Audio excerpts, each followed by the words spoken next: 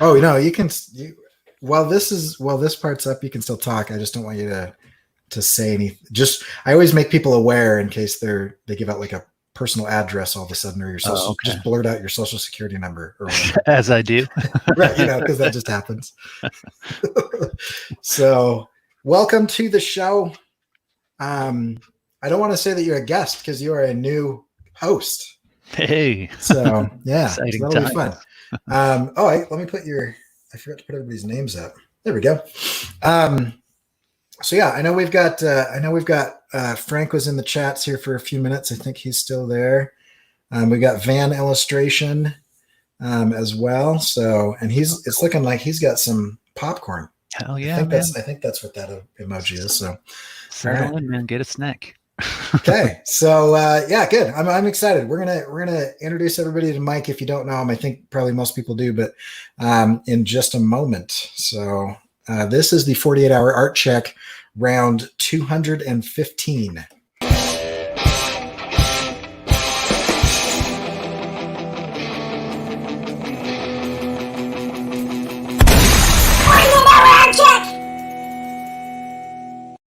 All right. Whoa.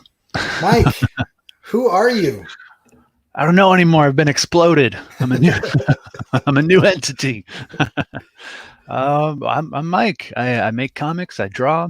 If you don't know, I came from film, but I quit that career to pursue my dream, and that has led to some very interesting things. Met some very interesting people, and in the process, I coordinated with some friends that I met to put out 2 anthologies for the hundreds, the 100 Days Making Comics group. So that's me in a nutshell. That's awesome. I'm excited to have Mike here because I love what Mike does, and I'm excited to get his perspective on things. Just to catch everybody up, Josh, who started the show with me, is going to take a brief hiatus. I'm not sure how long that is, but his wife who's an awesome illustrator, has just picked up a ton of work, and he's got stuff going on, and so I asked Mike to kind of tap in and tag team here, and I don't know how long that's going to go, but you're welcome to stick around even if Josh comes back, and so we'll have some sort of brawl, but yeah, that'll be good.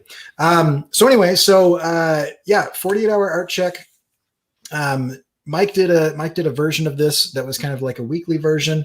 The 48-hour version we've cut down to 2 days a week. Basically, we are just going to go over what we've done in the last 48 hours, what we plan to do in the next 48 hours, and challenges. And today I'm kind of excited because this week has sucked for me because my hand is killing me.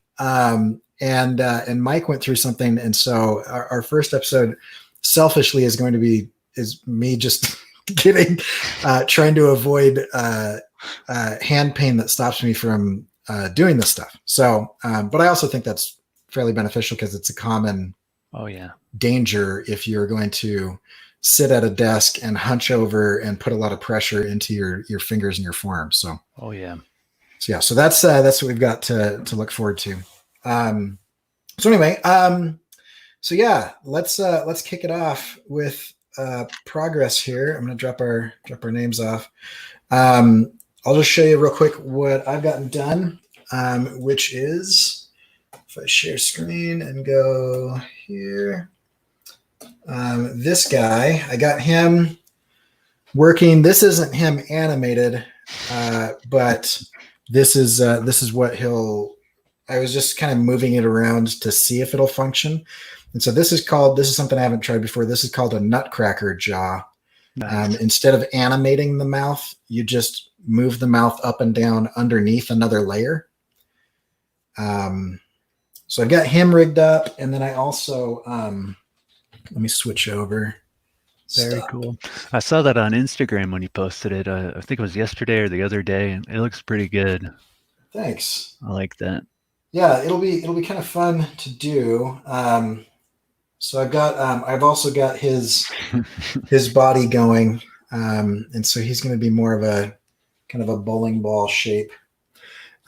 But I've got that broken up into the different parts so that I can get. He's not going to be like a main character, so I don't have him rigged to like walk or anything. But we'll get some arm movement and some hand, some kind of finger articulation and stuff out of that. So Cool. So that's what I got done. How about you? Where are you at in the last 48 hours? Oh boy. Well, I'm coming on. This is my Monday technically, because my wife is still working, and our schedule kind of revolves around her and her schedule, because I got to do like pretty much all the house chores, all the cooking and stuff now. So, anyways, I didn't have much in my first 24 hours. But I've been trying to get back on the ball with my comic. It kind of fell off when the whole Corona thing started. So recently, I've been diving back into my outlines. I've been talking with a lot of other creator friends to kind of help me get back on the ball. So that's been my main priority, is like having these conversations, running my ideas by them, running my outlines by them, and saying, hey, where am I at? How do you feel about the story? What can I do here? Because I had some real struggles with kind of figuring out that jumping off point, that issue 1. Issue 1 is so important. I gotta want to keep reading the story after it's done, and I wasn't feeling like my issue 1 was going to do that. I kind of wrote the story for a long haul kind of situation, and that issue 1 was really banking on people just sort of having faith in me as a creator. But for my first solo book being out, I can't count on that, so I have to punch it up. So that's where I'm at now, and that's what I don't like usually saying stuff like this where my work is that I've been thinking about it, but if I'm being completely honest, that's where it's been at. I've already got a lot written, so it's really like rereading that stuff and taking these sort of mental notes, doing this whole mental process of, well, what can I shift where, and what can make this more interesting, that kind of thing is where I've been at. I've also been drawing again, because I wasn't drawing for a little bit, and so I've been doing these fan arts. Just today, I finished Reuben Flag. I could share my screen maybe and show you what I did today. You should have a share screen button down at the bottom. Oh, is it sharing? It is. All right. So yeah, I did Reuben today. That's a series that I dig, that I don't see very much fan art of. So this is just exercise for me, like I'm not really making my pages now because I'm focused on writing, but I got to be drawing. I got to sharpen those skills so that when I'm ready to make the pages, they're ready to go. So I did Reuben today, popped on some quick color just to kind of tidy it up and move on. And I'm trying to stick to a thing of doing at least one of these a day, just to not overcommit, but not undercommit, and keep myself working. So, it's a weird place for me, because I'm usually like that, oh, you got to do a million things every day. And here I'm like, well, I did a panel and I thought about stuff, so go me. But yeah, it's a strange place to be. I get the same way, because like I to my detriment, sometimes I want to be in execution mode. Like that's just where I'm the most comfortable. But sometimes I end up executing stuff that doesn't get used or isn't well thought out. And so I know that some people use the I'm thinking about it, or the pre-production stuff as an excuse to not make anything. Mm-hmm. But I agree that you shouldn't let the pendulum swing so far the other direction that you just never plan anything. And so you do actually have to think about stuff as well. And so that is a legit part of the process. It just feels weird when you're used to being hyper productive. Oh, totally. So, well, there's writers too that have said like 90% of writing is staring at a wall, like, which, it kind of makes sense. There's plenty of days I've had where, I'm staring at a wall, and then that thing finally clicks, and maybe I get a little bit of writing in done that day, but I come back to it and I'm ready to work the next day and the next day and the next day. So that's where I'm at right now. I know you guys split it up into like challenges, so I could get into challenges let's jump into challenges. Do you want to go ahead? Sure. Yeah. So to tack onto that, big challenge right now, which I'm sure a lot of us are feeling, is everything that's going on. It's the dark thoughts, it's the unknown, the potentialities of it all. And unfortunately, when I'm drawing, that's all I'm thinking about. And I'm a very simple person, to put it one way. So if I'm drawing, that's about all I can think of. I could barely hold a conversation if I'm penciling. So that's a good thing for me. I love making art. I love drawing. Writing, on the other hand, it's a different part of my brain. It connects to more emotional spaces, more memory, more, I don't know. But when I'm going to write, that tends to be where my mind starts drifting. So that's been the major conflict I've had, the major challenge I've had in getting writing done, is allowing myself to stay focused on the writing and not everything else for Right. an extended period of time. And oftentimes, if I do start to drift in that direction, I have to do something else. I have to cease and desist and go pace around the house, pet the cat, watch a video, something, anything. And so a lot of my time has been occupied with that, less and less as time goes on. But, there's new news every day. So there's, all kinds of fun stuff to think about to add to that. But yeah, so I don't know what the solution is for that, other than, maybe, I don't know, a million things, exercise, positive thinking, just clearing your head and playing video games or something. I don't know. But Yeah. That's been the main hurdle. I know when I get over it, it'll be fine, but it's getting over it that's the challenge right now. Yeah, no, I know what you mean, and I think that's a tough thing. I mean, I keep calling it the hellscape. I think that's the the Right. hellscape is that's the best description of what I could. It's not. It's more. It's if I believed in hell, it's more of what I believe hell would be like. Rather, I don't really think it's going to be fire and brimstone. But it's just going to be a lot of like encroaching anxiety and isolation. It's just, yeah. it's just like, I think that's worse than pain. So, but yeah, we've got a really active chat. So we've got Ronnie and Frank and Len and Kayla has joined us. And so it's good to see everybody. Cool. Challenges for me, I'll touch on very briefly because that's going to be most of our topic today.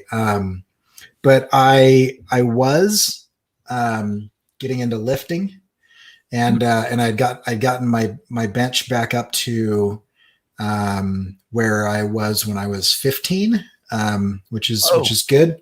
And I added quite a bit between 15 and 18. I don't think it's physically possible for me at 40 to get back to where I was at 18, but I was pretty happy to get back to where I was at 15. But then I also was kind of, because of everything that's going on, playing a lot more video games and continuing my normal production schedule of drawing and everything. And I started having massive hand pain. And I think the controller was a function of it, but I've also found that now that I am teaching remotely, and you might notice that I just recently, like as of a minute ago, as of about 10 minutes ago, I've switched up my thing. I put bed risers under my station because I think part of my pain was the way that I was sitting, because I normally teach standing up. I have a stand-up teaching station where I do the software demos. I'm walking around, I'm writing on the whiteboard. And I found that in the last 3 days, I have sat in a chair, leaning on my arms, typing and moving the mouse around. And so it's just really hurt. And it's limited the amount of time that I've been able to draw and animate, because I'm worried about having it become an injury rather than kind of a pain. Right. So that's the biggest thing. And part of that is like pain, but I have a fairly high pain threshold, so that hasn't really been stopping me. Part of it is the fear of losing the ability to do what keeps me mentally healthy, which is to create. And if I can't use my hands, I mean, there's two things that I fear, and that's my eyesight and my hands. And if I lose those, I am going to have to figure out how to, duct tape a stylus to my fist or something. Seriously. So that's been my biggest challenge. It's just the physical and mental things along those things. I agree. Ergonomics can help or hurt you in interesting and weird ways. So I'm trying to find the thing that is going to work. And so I'll be experimenting for sure over the next little while, but yeah. Well, I know that too well, and that is no joke to deal with and that. so I want to pause this until we jump into the topic, because I know you've got a lot to say on it, and I am really interested in the solutions that you found. So what are your plans for the next 48 hours? All right. Well, my biggest number one plan, really as simple. It's so simple. It's stupid, because this feels like I'm back to day one when I started all this stuff. But it's getting up to put in that effort. That's where I'm at right now. It's showing up, and right now got a pretty decent track record of that. I'm going about like 2 weeks now, where every day I've got up and I've made the effort. So that's going pretty good. So I feel like I'm pretty confident I can do that. So I'm stepping it up. So now I'm committing to this fan art thing. Like I said, I'm doing at least one of these a day. I'm gonna try and kick it up a little bit more than what I'm doing, and actually like finish the whole thing. It's tended to be like I'll do the pencils and then I'll go, okay, cool. Anxiety's got the better of me. I'm gonna go and do whatever. Inks the next day, colors the next day. So today I did inks and colors, yay me. It wasn't a big gap of time, so I got plenty more time to do stuff today. But so I'm going to commit to doing one of those every day, just for my personal sanity, like you were saying. It feels good to connect with what you're doing and what you're kind of known for doing, and to remind yourself that you still can do it. So that's important. The other thing is my book. I have to commit to keep showing up at the what could I call it, the computer, the typewriter, the metaphorical typewriter, to put in that work, because writing is hard, and I was already at a point in the story where I was at the hard part, where most of it was written, and now it's a lot of editing and gluing it together to make it really sing, which is hard work. So I can't beat myself up about maybe not being able to get those things to glue together. I need to glue my butt in the chair and keep trying. So that's what I'm committing to. I'm going to say arbitrarily, I'll say at least 2 hours. I'll throw that out there, because I've had no time frame at this point. So I'll say, hey, set an alarm for 2 hours and commit to it. And if I know anything about myself, I guarantee if I commit to that more and more and more, something's going to come of it. Something's going to crack. So that's my plan, because ultimately my initial plan before all this was to finish issue 1, the script for issue 1 in April, so that I'm ready to start drawing in May. And I still have time to do that. It's still, I lost a lot of time, but I was way ahead of schedule. So, that's motivating me to pick it up and put that time in and see what I can do and try and still make that happen. So that's awesome. Yeah.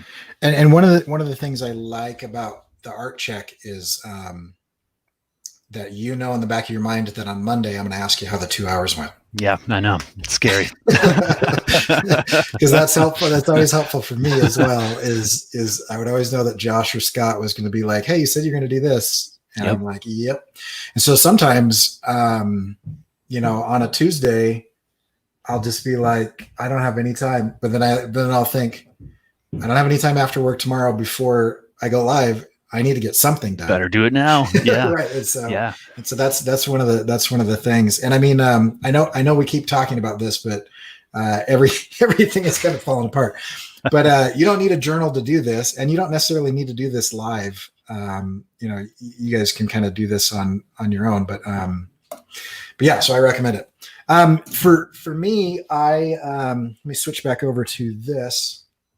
I'm gonna get some more of these characters done. I'm gonna rig up this guy who I've already finished, and then I need to start building pieces. And so like I'm just looking at like here's the arm of the jacket, and then here's like the front of the jacket, and cool. And that type of stuff. And so I'll get some of these characters. I'm not exactly sure like which one I'm gonna go, because I'm kind of feeling it out, because I need them all done anyway. And so it's just like whatever kind of I feel like doing at the time. And then I will, I also picked up a sponsorship for my YouTube videos. So I need to produce 1 or 2 videos before the end of the weekend to kind of have some content for them to sponsor. So I'm going to produce a video kind of on my studio setup, which, needs to happen. And then I'll also do, I need to rig that face up. Nice. So that's kind of where I'm sitting at. Is that me or you that's having someone's trying to call me? I don't know what. No. Okay, I'm not sure. You reminded me though. I got another thing that I forgot about that I should tack on. I picked up a client, and we have like a meeting tomorrow about what we're going to be doing. So I that could factor in somehow to maybe change some things. I don't think so. My role, from my perspective, I feel like my role comes later, but they might have a different idea. I don't know yet, so we'll see. But that meeting's tomorrow, so I'll know. Either way, I don't think that'll affect me throwing in 2 hours in the day. That seems completely reasonable. Yeah, cool. Well, that's awesome. All right, so that's the art check. You can see that we got that done in less than 20 minutes, and you guys could do that in. I've timed it. If you time it out, you can do it in less than 10. So if you have like a little timer, so if you don't think you have time to do something like this, everybody's got 10 minutes. So, all right, so we're going to come back here in a moment and do our topic, which is going to be on hand pain. So, one moment.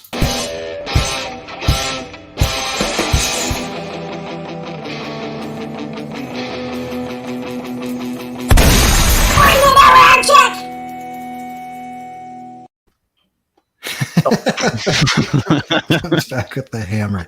That's good stuff. All right. So, so Frank is saying that a community can help with the accountability as well. And I would agree. I think the 100s, I think there are other groups that you can get in on, and that's super good. And I recommend getting some form of other people knowing that you've committed to do stuff is great. Totally. Okay, so today's topic is art hand pain, and I wanted to kick this off selfishly because Mike has been through this, and I'm going to let him kind of tell his as much or as little of his story as he wants. But this week, I've kind of always had a little bit of kind of a niggling kind of pain or sensation or whatever, but I kind of just ignore it. But this last week, with teaching online and doing different things, I'm sitting, typing, and using a mouse a lot more than I normally do in my day, and then add to that the other things. What happened is my brothers and a few of my cousins, we were like, hey, let's get together and hang out, since we can't really hang out with anybody. And so just on a Saturday, I was on a group phone call while we were all playing Rocket League together. And I had to stop because my hand hurt so bad. And I was like, guys, I've got maybe like one more game in me, but like this hurts. Like anyway, so I was like, that's weird. And I just turned 40 recently. And so I was like, is this just the rest of my life now? This just happens. Right. I just, you've passed that milestone. And so now you have that. And so then I iced it. I've been stretching. I've been trying to pace myself and take breaks and pay closer attention to my hand and my arms than I normally do. But my fear is that this could be a debilitating injury. And so I wanted to talk to Mike about this today because you had this just take you out. Oh yeah. Yeah. For 6 whole months. Oh, that's terrible. It was debilitating injury for sure. I'll give you like a brief thing of how that went down. So I was first starting to work on Sisyphine Complex, which is my comic that I'm always talking about. But that was when it was just an initial idea and just starting to kind of ramp up to where I was making pages, and I was doing them traditionally, and I was working my ass off. Like I got addicted to Jim Lee's Twitch stream, and I saw him working every day, and just something about what he was doing, it something clicked, and I'm like, oh, I could do this. Like I just got to watch Jim every day, and he's going to go through a work day, and at some point I'm going to catch up, and I'm going to be able to be that fast, And so I was really pushing myself, and I wasn't thinking about all the things that I know now. I was just wake up, get some coffee, quick breakfast, go to the drawing table and draw, and do that until lunch and maybe eat or whatever, and then go back and draw. And I'd be a little sore after drawing for a while, but I'd think, all right, I'm just going to take a quick little walk, maybe like massage my hand a little bit and get back to it. What could possibly go wrong? Well, it turns out you could really screw yourself up, like bad. I ended up going to the doctor because at one point my hand seized up. It like made this sort of claw shape like this, where I couldn't bend my fingers like a normal person. It was just stuck kind of like this.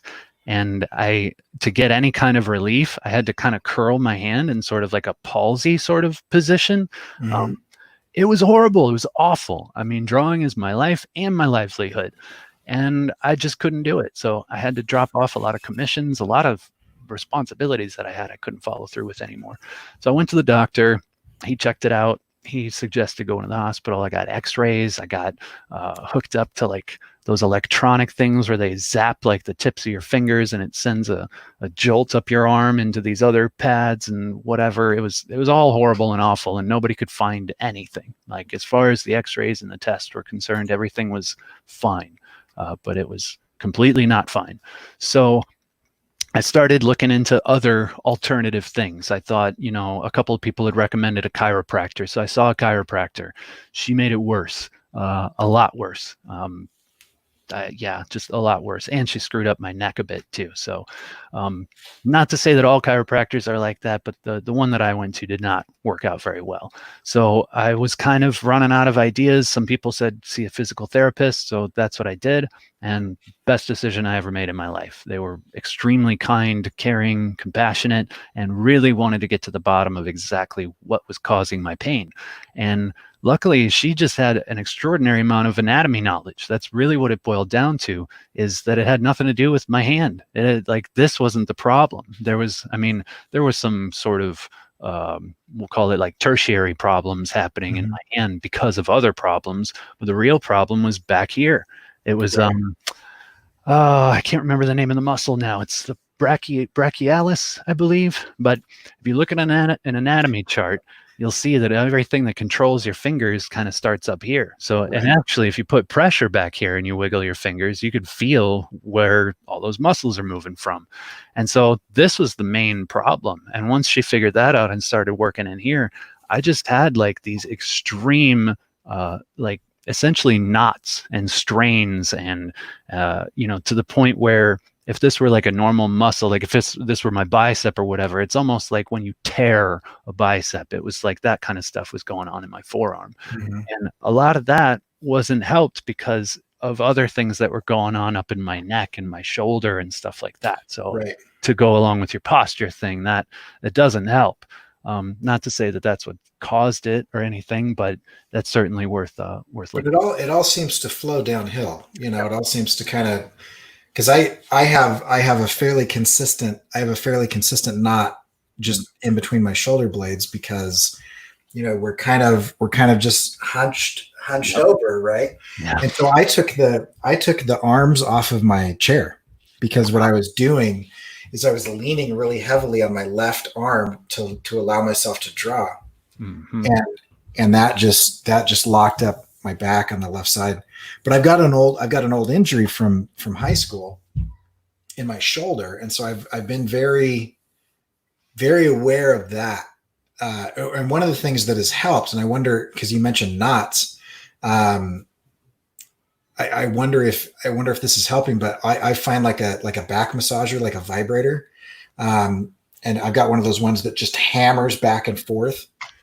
And and I have got that too. Right.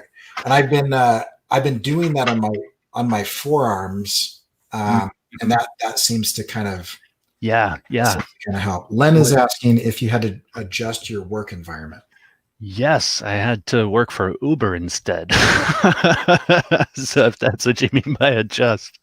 But let's say, but now that you're back, are you sitting differently? Have you moved things? Have you? Yes, yeah, totally. One of the major things, my physical therapist worked with me a lot on things that I needed to change if I were to continue down this path. And one of the things which surprises a lot of people when I tell them, because some people think the opposite, which I could see that too. But she really strongly encouraged me to switch to digital, which was like a surprising thing for me. I come from a traditional background. I don't really want to go full digital, but once I did that, lucky enough for me, I had a good friend who was kind of in a transition himself. He was a digital painter, but decided he wants to go full traditional. So he sold me a used tablet. Otherwise, it was completely out of my budget.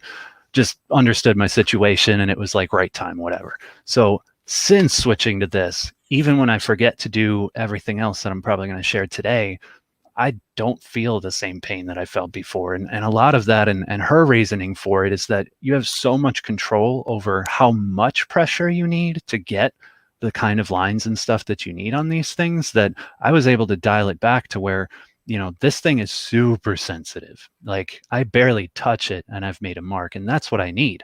It's not even that I'm heavy-handed. It's just that even that normal amount of pressure is too much for me, just because of how injured my arm is, which it's still injured. It's going to take a long time for it to completely recover. She said it might not even completely when you're inking traditionally, are you using a nib or are you using a brush? I've mostly been trying to switch to a brush. I just use a Pentel pocket brush for most of my stuff now, because I don't need any pressure for it. And Right. I've recently picked up a fountain pen, because I don't need as much pressure with this as I do with like a crow quill. Right. But even a crow quill, you could use a really light stroke. And if you get a broader nib, you can lay more ink down. You don't need as much pressure. So, a lot of it is just being more conscious of that, and really trying to think of, like softer leads instead of harder leads. So I tend to use 2H instead of H, which or 4H I used to use. Now I use 2H, which is a little softer. Or I'll go up to an H even for sketching, or a B. Like, I mean, whatever's feeling comfortable at that time is basically what I'm getting at. But yeah, definitely pulling back on harder materials and switching to more softer materials is a bit. Yeah, that makes sense, because I used to use I used to do crow quill. I love crow quill, and I love the line variation that I can get from it. And I feel like because it's metal on paper, that I'm able to get straighter lines and more controlled. But what I found myself doing was gripping it really hard. Yeah. And there just wasn't.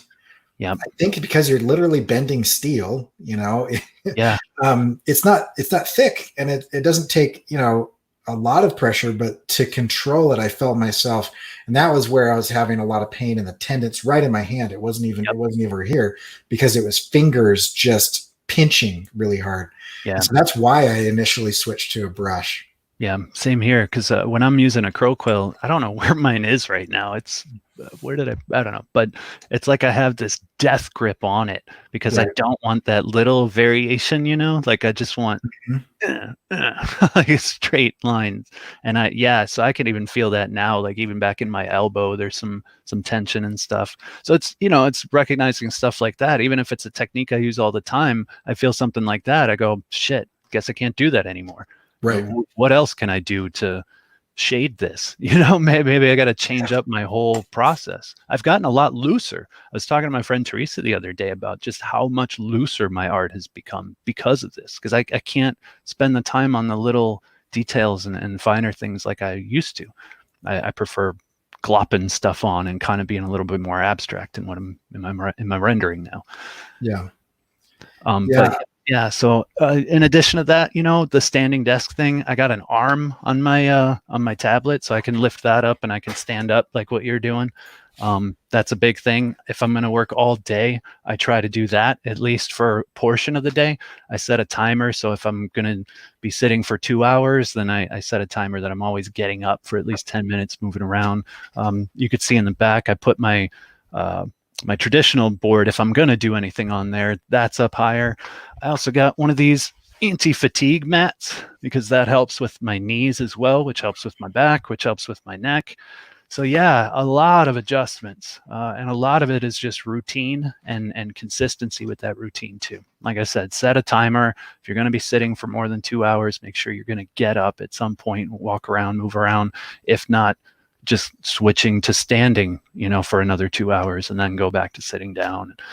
Exercise throughout the day is so important. That's one of my concerns. Is I was really enjoying weightlifting, but I might have to figure something else out. And I just spent a couple $100 getting all that set up over there. And I'm like, so I don't know. I'm wondering if I switch to dumbbells instead of a bar. It might be something you just have to put on pause for a little while you get that healed up and sorted out. Right. But one thing that that she strongly cautioned against was like any kind of strenuous activity that you're going to use your hands for, and especially in the forearms, which you had said that you've been on the computer a lot lately. Until my injury, I had no idea how much just using the mouse was actually contributing to that problem. If you just use your mouse and just click it a little bit, but hold like that, this part on your arm, just like loosely and just click the mouse left and right. Those things are firing off so much. And they're probably firing off right where you're having the most pain too. And what I've found is that most of the time when you're doing that, it's not a center of gravity situation. Your arm is extended, which goes all the way back up your shoulder and into your back. Yeah.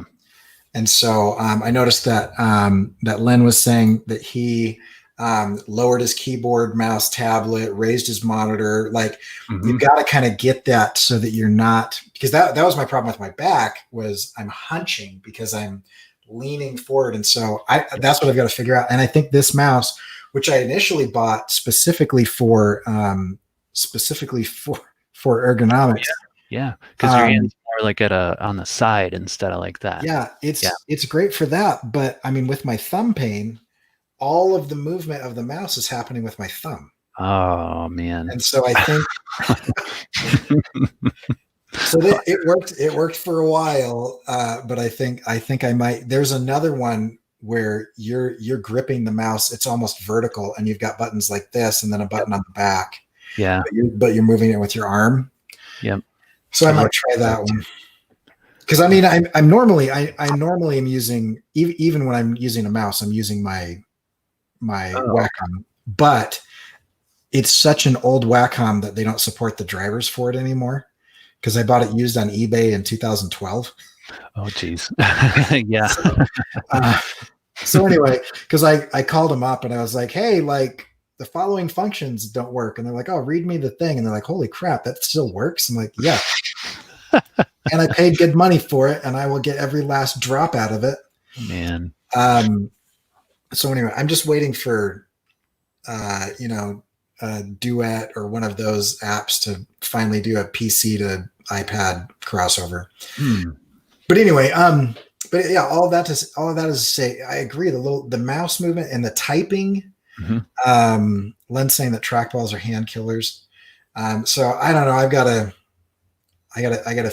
figure all that out. But so here's my question. Because I am planning on I'm gonna try to take 2 weeks off the weightlifting. Here's something that sucks. I spent probably the last 4 or 5 months getting to a weight that I'm comfortable with. And I have gained 2 pounds a day since I stopped lifting weights. And so anyway, so I'm up 6 pounds. So that sucks. So anyway, so I'll have to figure that out. But here's my question. So what actual stretches and exercises have you been advised? Because I mean, I'll probably end up going to the doctor if this continues, but I'd like to avoid it before that. I've got a gyroscope ball. Right. Well, that's number one. Throw it out the window. Oh, really? Yeah. I have one too. Actually, I have it right here because I was going to bring that up. My physical therapist told me to stop using it immediately. This thing is for like endurance and strengthening something that's already okay. But if it's not okay, this is going to make it a lot worse. Like a lot worse. Oh, okay. So I've been doing that every day this week. So I'll stop doing that. Yeah. Because you're supposed to strengthen those muscles and those tendons, but I'm guessing when there's inflammation, that doing that is not great then. Right. Correct. Yeah. Okay. Because right now you want that inflammation to come down, like all the way down, because that's the only way that it's going to start to heal. And that was part of the thing that kind of scared me, was she was telling me, just because of what I do for a living and for just this is even if I didn't do it for a living, this is what I'm going to do anyways. She says Right. I probably will never heal. That the best that I could hope for is to just mitigate this and prolong the damage, because if I'm gonna actually heal, I need to just stop drawing for months, which is exactly what I was forced to do. And that was largely because I didn't have any choice. Like it was locked up so bad I could not draw for more than it was like maybe 5-10 minutes, and then that was it, done for the whole day. So yeah, definitely want to avoid that.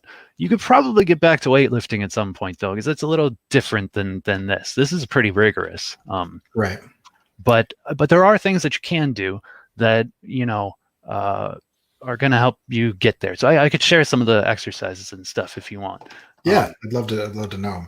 I was telling you right before we started this, the place that I went to. I'll tell you what the place is off air because they're not a sponsor or anything. I don't want to plug them, but it's a really cool place that even though I went to this place like 2 years ago now at this point, you get an account forever, and I'm able to go back and check in and see all the different stretches and stuff that they give me, and they have like little videos and stuff. So all right, I'll go through some of them. This is pretty much like my daily routine. Okay, so the first thing that you're going to want to do. Okay, now before you do this, because I'm super interested. Sure. Are you doing this right before you start? Are you doing this after? Are you doing this during? Like when Both. is this happening? Both. So there's a warm up and then there's a cool down. The most important is the warm up. The most important part of the cool down is to literally cool down. So to ice your arm after you've been done for the day. You don't want to do ice like midday or earlier, because you're going to actually probably do more damage because you're calming everything down and it's resting, and then you're going to speed it back up again and do more damage. So when you say done for the day, are you talking like icing right before you go to bed? Right. Or yeah. Done for the day, like when you're done working. When you're done working, any points after you've been done working and between then and bed. I used to, because I worked so late at a period of time until we moved here, I used to just go to bed with the ice pack like on my arm, and it was one of those like chemical ones, so I didn't wake up in like a puddle or anything. But yeah, so I would do it before bed, and I would also take like some anti-inflammatories like an ibuprofen or something too to help that. But that's just because it was so severe.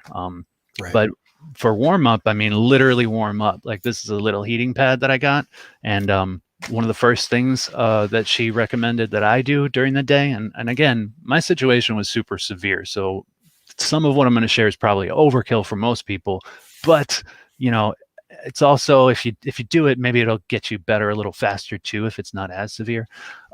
But literally a heating pad. Pop it in there, warm it up, and then stick it on your arm. I think, if I remember right, it was like 10 minutes, literally just sitting there with this thing on my arm. So that's not ideal if you only have like 30 minutes to do your work or something. But if you're, like in your case, you're a professional illustrator, this is what you have to do. Right. 10 minutes, warm everything up so that all the muscles are nice and loose and ready to be stretched and stuff. And then from there, it's variations on the same thing. It's going to seem really intuitive once you get going. But one of the first ones is just this. So I don't know what the name of this one is, but you literally are just going to hold your arm out and then just gently press your fingers back here. I try to get my hand kind of under the knuckles, right? Because that's really going to give you the most stretch where it matters. You're going to just pull that back. It shouldn't hurt or anything, but that's stretching all the under parts here, right? Mm-hmm. So you hold that for like 30 seconds, let it go, kind of shake it out. Do it again for 30 seconds. I'm supposed to do like 5 reps of these. So that's that one. Another variation. These are all the same. They're all going to be 30 seconds holding, take a little break, and then do 4 more. So it's all sets of 5. I'm going to go through. And you're doing this one after heat. Right, after heat. You can do these in any order. There's no like specific order to these exercises. Okay. So there's this one, and then it's the opposite. You're going to hold this one down. Now, for me, everybody's a little different, and these muscles are a little different because this is the one that I can't remember the name. I think it's brachialis dorsi, or I was never good with the names, but this is the one that wraps around and then actually goes under and into your elbow. So yeah, I mean, you can feel that right up here. Yeah. And so if you want an extra version of this one, we had to come up with a slightly variation on this one. I'm going to try and get this on camera because it's a little hard to explain. Let me see. All right. So the variation that worked best for me, because mine was so deep, is it's the same concept, but it's down here like this. And you ball up your fingers when you do it. And you can feel that there's just a shit ton more strain. Like you could really feel that get in there. And I even had to I have to kind of contort my hand a bit. The idea is that you want your knuckles flat. So that's why it's a little hard to explain. The idea is that you want your knuckles flat on there. And then from there, you want to be able to slowly straighten your arm and turn your elbow. Holy crap, man. Yeah. Okay. So it might be tough, but that's one that's going to really get in there deep. Like that's going to get that muscle for sure. That was my main problem. And it's kind of what you were describing where it's mostly in here. And that's the one. That was the magic one. So some other ones here. And again, some of these don't feel like anything, but they're all important. So another one is like this. You put your hand out and literally just side to side. So you're just warming that up basically? Yeah. I can, that hurts right here as I do that. Right? It's surprising, but these are maybe motions that you don't do throughout the day, so you wouldn't feel it, but you'll discover some things doing this. And then that can help you, discover, okay, maybe I need to spend more time on this one. Another one is a really simple one. You just rotate. So the goal is you keep your arm completely still and you just use your wrist to rotate. And you do that in different directions too. And so I think I don't know if the listeners can hear my wrist popping as I do this.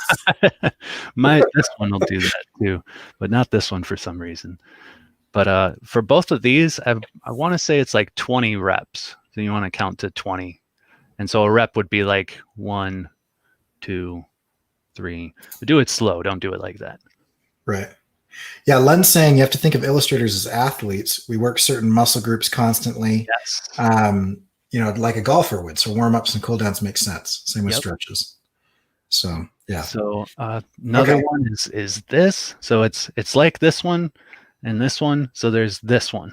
Oh, interesting. So doing it upside down actually does something different. Yeah, that feels different. Different, right? And since you're having some thumb trouble, you can try to incorporate the thumb. But yeah, so that's a good one. And I feel that one, a lot in the wrist. That's better for carpal tunnel and stuff like that too. Right.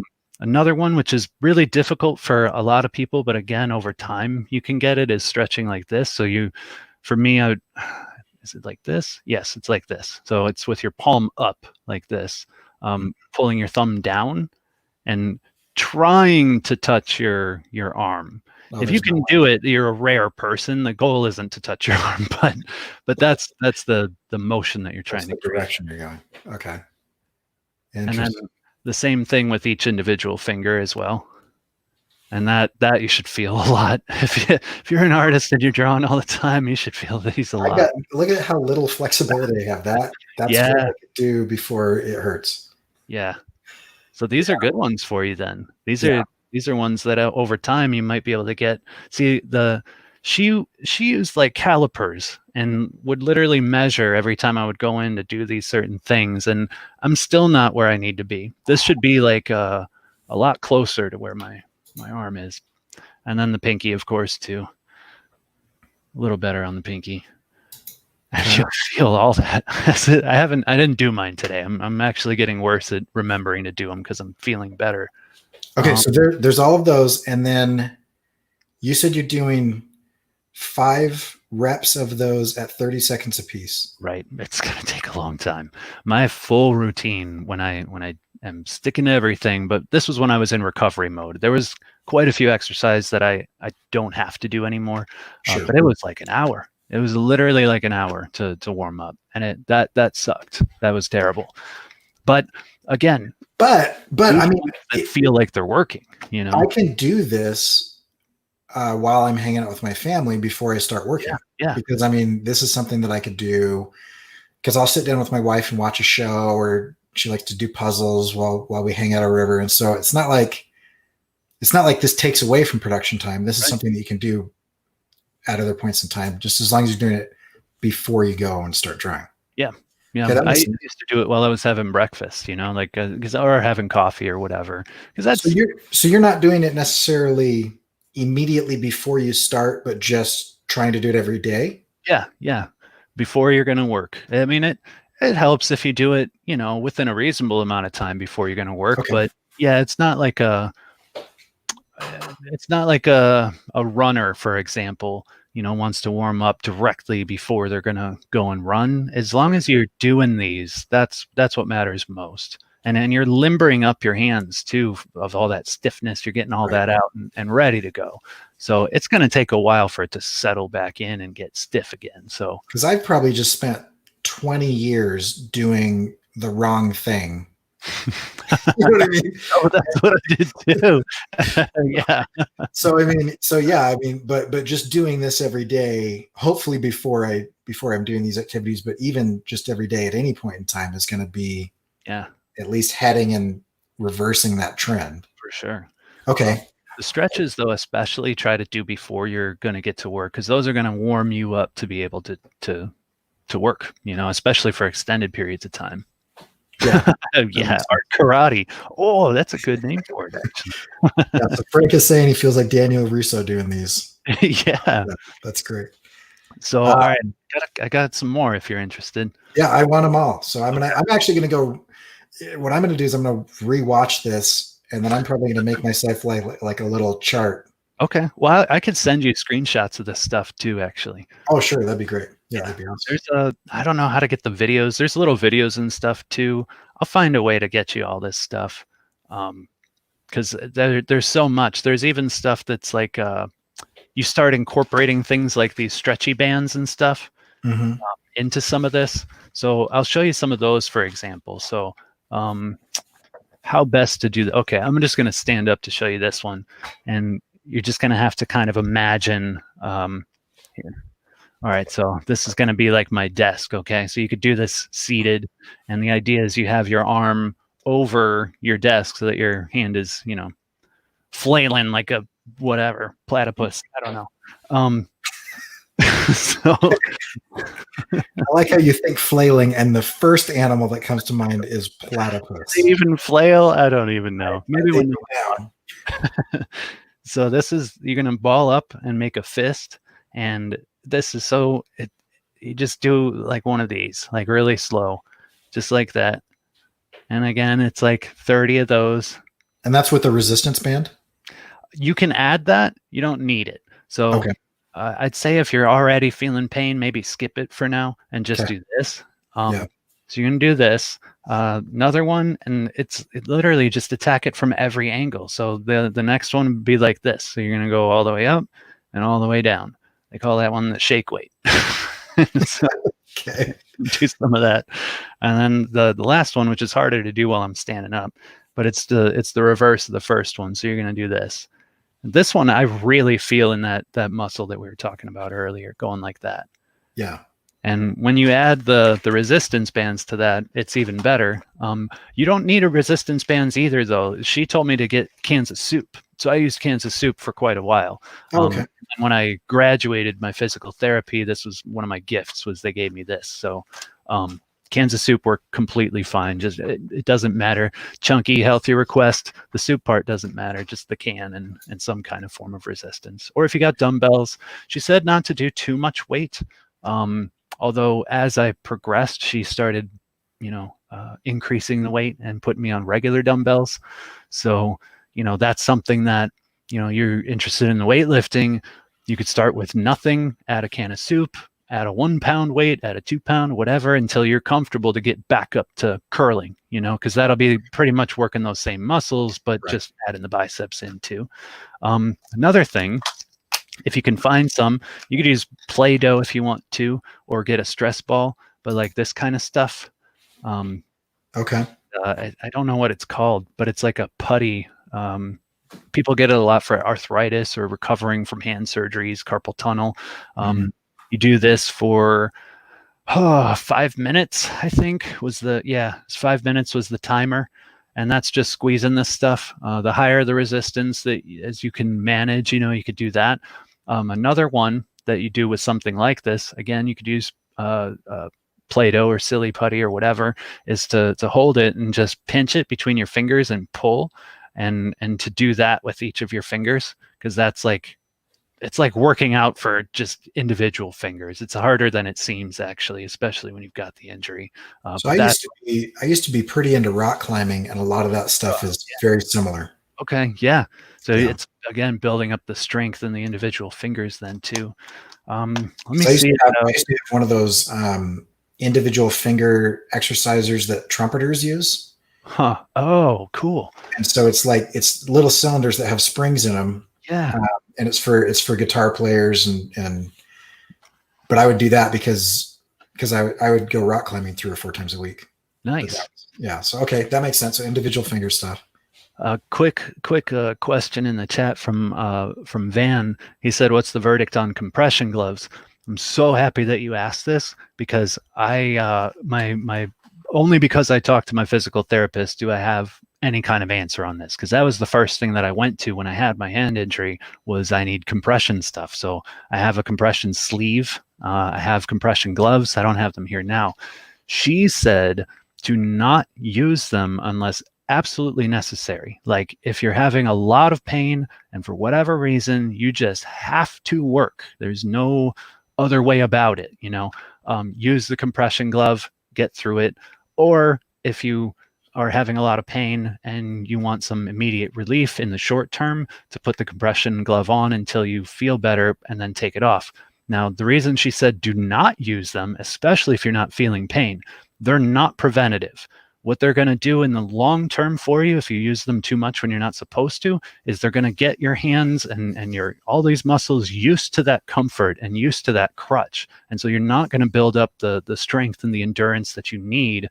They're more like a last minute resort. That's why until recently, they were mostly targeted towards older people they're not going to recover. They're just looking for that relief. And that's how it should remain, is what she explained to me. Like, if you're still young and healthy and have the ability to repair these, don't start relying on crutches and stuff. So yeah. So I've got one of those coming in the mail. Okay. Well, I mean, but it's still good to have just in a pinch, especially being an illustrator. You're going to have those days where it hurts like hell, but you got to keep working, and that'll help, because it helps the blood flow. This too, I got one of these sleeves. This thing it's pretty cheap, and I pull it on, and I don't know what it actually does, but it helps. It really does. I don't feel any pain in here when I'm wearing this, and I have to, work through it, as it were. So yeah, it's more of a situational thing, and it's a try to get by without it, unless you absolutely need it. Yeah, same goes for back braces. I mean, it's everything, That's like I have a knee injury as well. And like I could go get a cane, I could go get a knee brace. I've used all those, but the thing that helps me the most is exercise. It's forcing myself to do squats and whatever to actually strengthen that stuff.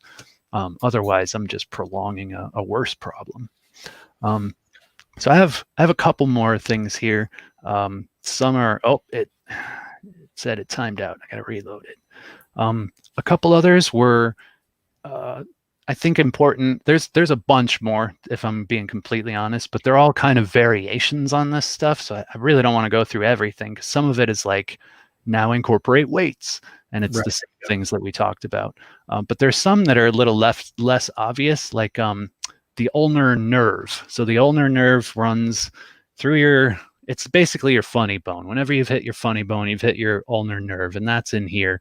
And that can get irritated when you're especially leaning your elbow on stuff and doing stuff like this all day. That's interesting, because it hurts right here. Oh yeah. And then it skips most of this, and then it's hurting up in here, but I can feel it. Yeah. So I bet. Yeah. Okay.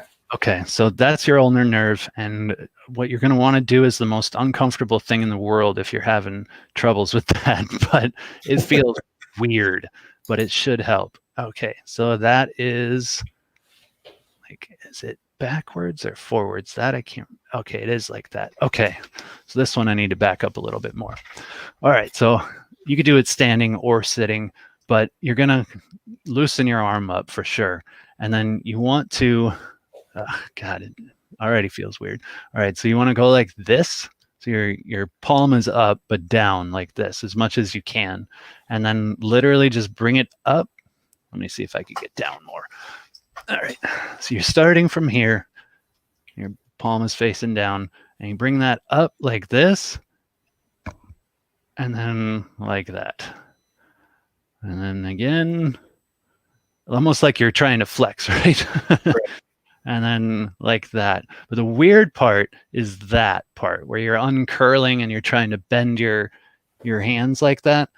You should feel some kind of sensation in your elbow if that's causing you some problems. So that's called flossing the nerve. And so that's actually moving it across that area where it's getting, rubbed against, and somehow, some way it just repositions it a little bit so that whatever spot it's been resting on is a little shifted, and so you can relieve some of that irritation. That's a big one too to incorporate into your daily. Okay. T3G Media is saying, "Wait, sir, are you saying that exercise is good for you?" Madness. It's funny because a lot of people, and Jesse G is saying, "Thank you for me too. I do drafting all day, and then I like to draw in addition, so these will help a ton." Oh yeah. Yeah, and I feel like that's two things on those comments. A lot of creatives are going to have a day job that does either something very similar or something that's drastically different but uses the same muscle group. Right. But then we want to go home and we still want to do this stuff. And so even if you just have an office job, you're still going to be hunched forward with your hands in a weird position, or whatever, doing that type of thing. But it's funny to me how, as most of the artists that I know age, if they were not into exercise in their teens, they get into it in their late 30s and 40s because we are using our bodies. Seriously, I mean, look at all the icons from the 80s and 90s. They're all jacked. They're like bodybuilders. It's like, oh my God, Joe Quesada could kick my ass. Like, yeah. That dude is Greg Capullo, like he's like punching out his pages. Batman fist. It's crazy. But yeah, it makes sense. Like all that exercise and just keeping your body moving is so important. There's other stuff in here too, but I've really wanted to focus more on the stuff that directly affects the arm. But got a host of other exercises too that deal with your neck, so stuff like that and that. And I had other ones where you like go like that, and that hurts in the back of my neck. But all that's important too, because all these same nerves come from your neck and they go through your shoulders and they go, through your shoulder blades and down here. And, it's all connected. My physical therapist talked about that too. So I have a host of other exercises that I use this for too. And I have a little latch that'll clip onto my door, and then I can do stuff like this and whatever. It's just it's tons. It's really anything that you can think to do that exercises something at all that's connected to something that's uncomfortable. do that, because it's gonna help. But these are more specific to your current problem right now. So I've had to stop doing pull-ups. I've had to stop doing bench and military press and butterflies and push-ups. Well, I was starting to get back into shape at that time, and when I would do push-ups, I would feel it in that nerve that I was talking about. Oh, still, that's a hard one to do. I still haven't come up with a good solution for that one, but well, I wonder if instead of using a fixed bar, if using dumbbells, because part of my issue that I have when I'm benching, and I can get more weight up on a fixed bar, but I get to certain points and I don't have those little minor adjustments that I can do. Yeah. And so it's fixed. I don't know that that's as good, because I know machine weights, they're okay, but they're not as good as free weights. And then, the dumbbells are even more range of motion. Yeah. I don't know. Maybe I hate dumbbells though, but I'd rather do that than nothing. So big dummies. I don't like them because they're awkward, because you can't set them down afterwards. Yeah. So I agree with what you're saying though about that range of motion, especially if you're trying to target some specific spot. That's probably the better way to go. Right. But yeah. Okay, so to recap, so I know what's going on. Sure. when you're feeling like you are injured or inflamed, don't do any Stop, drop, and roll if you're inflamed. don't do any of the strength training stuff. Right. Do the stretches, the heat, and then after you're done, before you go to bed, the ice. Yes, yeah. Ice at the end, and then everything that I covered that wasn't weight related, like not the can of soup thing, not the band things, but all these stretches, especially the ones that you feel are the hardest for you to do. Those are the ones you should do the most, So like if this one, for example, if you don't feel anything from this one, don't worry about it. Knock it out of your routine. Do the other ones that you do feel resistance. Like this one, the guidance that I got from my physical therapist is your fingers should at least be able to be parallel to your arm. If they're not, this is one you want to keep doing. Clearly, I have a ways to go, but I'm not even close. Yeah, I mean, that's it. That's one that you're gonna have to commit to. That's all I've got. Yeah. So, yeah. Okay. Well, maybe this is worse than I thought. But catch it while you can. I mean, hopefully you can curb that before it actually gets super worse. So then when you're not feeling pain, because my brother-in-law is a physical therapist and I had him on the show. If you want to go watch that, I think I labeled it physical therapist, but you can go check that on the YouTube channel. And he suggested doing exercises that are using balanced parts of your body. So he liked the idea of pull-ups and push-ups and rows and things like that because it strengthens balance. Mm-hmm. Yeah. Stuff like that from what you're saying, I need to take a break, but then once I'm fine again, then incorporating that to kind of strengthen it will help avoid the injury in the future. Yep. Yeah, my physical therapist was big on the strength training thing. Her whole mission was like, let's calm it down and get it nice and stretched out. Let's get all the knots and the swelling down, and then work on strength training. What you were doing too with I don't know if you were using this thing or something else, but that deep tissue massage, that is huge, and it's painful as all hell. Oh yeah, it really hurts. But if anybody at home that doesn't have something like this, you can also use a butter knife, like the blunt end of it, not like the sharp part. But yeah, and like just really get in there. I can't remember the name of it, but they have like this whole, almost like a Dr. Frankenstein kind of kit of tools that they use. It's a certain kind of therapy, and they're basically solid metal bars, and they just grind them into your arm. And the whole thing that you want to do is try to find those soft spots. You're going to find tender spots in your arm, and you might not even know they're there until you start doing this because they're so deep. Like we have layers and layers of muscles and tendons in here, and some of those that are causing the problems, especially the ones that operate our fingers, are deep. And so you really need to get in there. You could also use your knuckles. I'll do that sometime. I'll just drag my knuckles across my arm. And if I feel some weird tender spot, that's a spot that I need to put a lot of pressure on. Like I don't want to hurt myself to the point where I'm injuring myself more, but that pain is actually going to relieve you in the long run. So it's a balance, You're going to want that pain, but you don't want to overdo it, Do it maybe like a few seconds or so and massage it. The most amount of time that the physical therapist ever did on me was maybe like a half hour of just really getting in there. Over here too, where all that problem was, I could still feel it now because it's still not healed.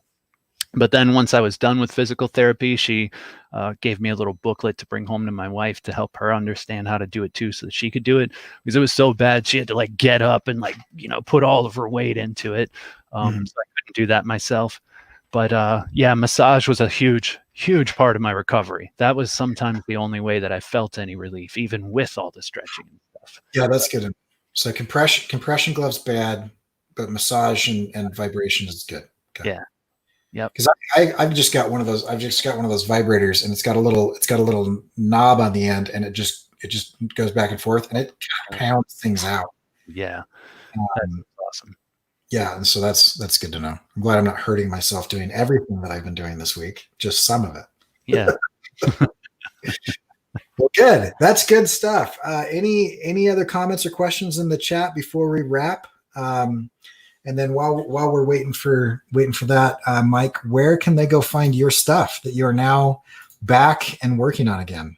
Okay. Well, you could go to sisyphenecomplex.com. That's my website. That'll literally take you to everywhere else that you can find me, that I'm aware of. I see my stuff pop up on Russian sites and stuff too. So, you can find me there as well. But yeah, sisyphenecomplex.com. It's a work in progress website. I'm always updating something there, and I have plans to continue updating some of my comics there as well. But that'll be the place to go, especially in May, when I start working on pages for this comic. I'm going to open up a blog section on there and put a lot of stuff in there. And I'm going to try to do a Patreon type thing, but my own thing. It's a little bit of an experiment, but we'll see. I know everybody's not in the best financial situation now, so I'm not expecting to capitalize on anything. I might actually just make some of that available for free for a while. We'll see. But I'm rambling. At any point, yeah, sisyphenecomics.com. You can see some cool artwork, prints and stuff. It's all there. I'm terrible at promoting myself, but I think I do good work. Check it out. And you can find my stuff at corykerr.com. I'll be doing mainly Instagram and YouTube. So if you want to follow that link tree, it'll take you to those two things. And let me list all the stuff because we've got some new people in the chat. So 48-hour art check. We're going to be doing Monday evenings and Wednesday afternoons. And so we'll be back on Monday. You can follow me on social media, and I'll kind of post the links to that. And then I'm going to start doing again the next season of the Illo Talk Student Edition. And so that's going to be Friday afternoons. And so if you are transitioning into any sort of visual communication, whether it be photography or illustration or graphic design or whatever, animation, motion graphics, that type of thing, that show is to help you do that. Whether you're a student who's about to graduate or has recently graduated, or whether you're transitioning from a career into something like that, we're going to talk about kind of like a lot of those type of issues on that show. And so those are the two main things that are going on right now. I feel like there's a third. Indiemation Conversation. Jim Lujan and I are doing that, and I don't know how to tell you to find us because it's just kind of whenever we feel like it. It seems to be about roughly. And then I am going to do, and Mike, you're welcome to join us. I think we're going to be doing some drink and draws a little bit more frequently, maybe even once a week, as long as we're in lockdown. So cool. Yeah, that'd be fun. We had that recently. That was kind of fun. So we do have some comments in the chat. So let's see what everybody said. Website looks killer, Mike. Thank you. Thank you very much. And Frank says, really, this looks really good. I had done Kung Fu in my mid-20s. Started doing the exercises, and some of the stretches help. And Ronnie's saying, my therapist uses stainless steel myofascial knife therapy tool. I don't know if I said that correct. It hurt at first, but helped a lot. And so that's great. So thanks everybody in the chat. It was awesome to have you guys there with us. We're going to be doing this twice a week. Mike is going to be with us as much as he can. I think twice a week is what we're looking at, maybe. Sure. Yeah. Sounds great. Good. So you'll see both of us and Scott Circlin Monday night, and then we'll do it about this time next Wednesday as well. So cool. Catch you guys later, and go make stuff. Yes. Thanks for having me. Yeah, anytime. The time is 4:13.